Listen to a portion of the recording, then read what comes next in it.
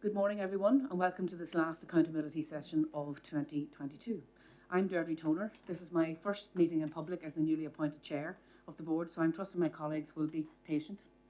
I would like to place on record my thanks to Doug Garrett, Tom Frawley and Colin McKenna, who all stepped down at the end of November, and to formally welcome new independent members Les Allenby, Kate Laverty and Peter Osborne, who join us now. A special welcome today to Graham Bigger, Director General of the National Crime Agency, and to your team, and of course to the Chief Constable and your team. Thank you for the reports submitted, and in respect of tackling serious and organised crime, there have clearly been a number of notable successes, large and small, which no doubt you will wish to elaborate on. Chief Constable will be taking your report first and then moving to discussion with Graham on NCA activity in support of PSNI, and of course members may have issues for both of you on that topic. But before we do, as a board we have published two significant reports with recommendations over the last 2 weeks.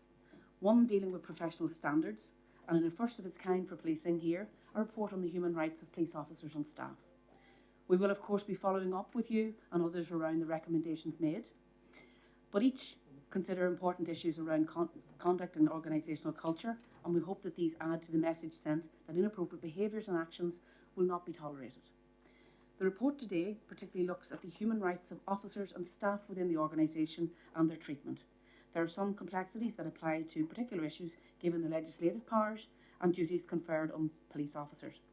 However, police officers and staff do have the same right as everyone else to respect for human rights and fundamental freedom, and to work in an environment free of harassment or discrimination in any form.